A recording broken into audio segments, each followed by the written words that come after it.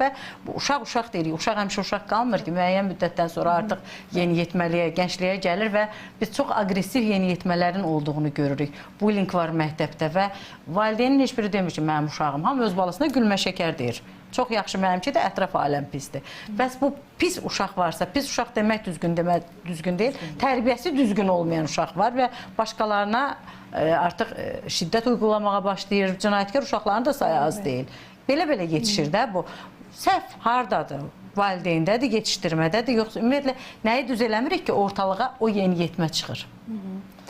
Burada ən birinci o yeniyetmələrin çıxma səbəbi elə birinci o güvən məsələsinə gəlir ki, ailədə valideynlərin rolunun olmaması və yaxud da yarımçıq olması, ailənin natamam olması və yaxud da ailə bütövdür, orada ata-ana funksiyalarının olmaması, uşaq öz başına böyüməsi, nənənin ümidində və yaxud da hansısa dayənin ümidində, uşağa sadəcə bahalı və yaxud da ki, oyuncaqlar almaqla kifayətlənmək, uşağı restorana aparmaqla kifayətlənmək ki, mən uşağımı sevirəm. Yəni, ən birinci buradan gəlir, o bağlılığın olmaması, o sərhədlərin qoyulmaması.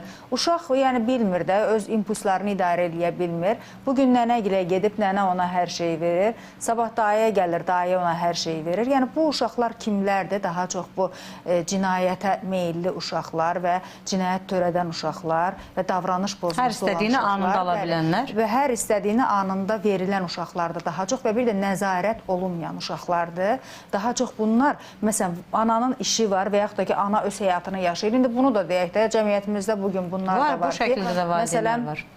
Ata ya pul qazanmağa başı qarışıb, ancaq missiyanı, atalıq missiyasını bunda görür, getdi. Ana da, yəni, indi, təbii ki, indi bölməyə yatı yanıya, indi hər birisində ola bilər də, hərə öz həyatı ilə məşğul olur, uşaq qalır öz başına və bunlar da necə kompensasiya eləyir, kartına pul atır uşağın, ged istədiyini al. Vicdanını elə rahatladır. Ədəbiyyatda belə bir şey oxumuşdum, cinayətkar bir uşağın hekayəsini danışım sizə.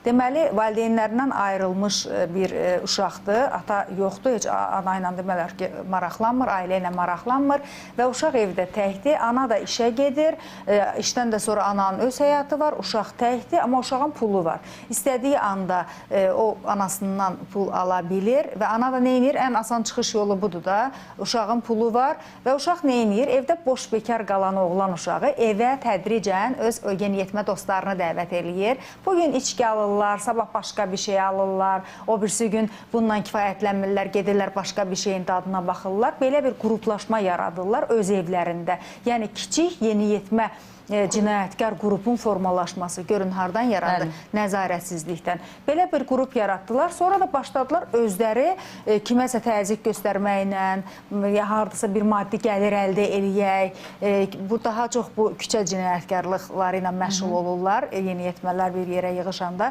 kiməsə axşam vaxtı və yaxud da dar bir küçələrdə hücumla nəyinsə əldə eləmək və s. Yəni, özlərini qəhrəman kimi hiss eləyirlər. Bəli, əl-qərəz bu nədən yaranır? Nəzarətsizlikdən. Valideynin nəzarəti uşağın üstündə olmalı. Uşağın hər zaman ümumiyyətlə bir ana istisinə ehtiyacı var. Uşaq bunu hiss eləməlidir. Bəli, o uşaq hiss eləyir ki, məsələn, mən evə istənilən saatda gələ bilərəm. Yeniyetmədir, indi təbii ki, oğlan uşağıdırsa 17-18 yaşlarından söhbət gedir də. Müəyyən bir vaxt dostları ilə keçirməlidir.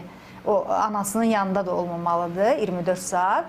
Amma o uşaq hiss eləyəndə ki, məni evdə axtaran yoxdur, mən istədiyim vaxt gələcəm, yatacam, yəni bir zəng yoxdur da, ay bala sən hardasan, kimlənsən, heç bir uşaqla maraqlanma yoxdur. O uşaq da bilir də, yəni ki, 5-də də gələ bilər, 3-də də gələ bilər, 4-də də gələ bilər. İstədiyi şəkildə belə alışır ki, həm də valideyn burada, biz deyirik, əvvəl analar uşaqlarını çox sevirdi, düzdür, indi orada həddindən çox idi, ananın öz həyatı yox idi, işi yox idi, ancaq uşağa fokuslanırdı, ondan yapışırdı. Bunun da fəsadları var idi. Amma indi də ki, məsələn, o uşağı tam o sərbəst buraxmaq ki, dediyim kimi, uşaqdır, uşağın öz həyatı var, özü bilər, öz dostları var, o artıq böyüyüb, cəmiyyət bunu tələb eləyir, psixologlar belə deyir, uşaq azad olmalıdır, sərbəst olmalıdır, rahat olmalıdır və uşaq hiss eləmir və biz də Azərbaycanlıyıq axı, bizim uşaqlarımız, Azərbaycanlı uşaqları da hiss eləyəndə ki, mən filan şey istifadə eləsəm, hansısa pis vərdişi də, mənim anam nə olacaq? Bax, anamın həyatı necə olacaq? O uşaq ki, düşünəndə ki, özündən çox anasını düşünəndə ki, mənim anam, yəni bundan öz psixikasını itirə də bilər, öz tamlığını itirə də bilər. Ən yaxşısı mən ona toxunmuram. Həddən artıq uşağın əlində azadlıq, həddən artıq azadlıqdan gedir söhbət. Qorxunc silaha çevrilə bilər və ümumiyyətlə evlad, mənim yadıma gəlir, mən də öz təcrübəmdən və həddindən artıq sıxmaqda həmçinin. Elə ona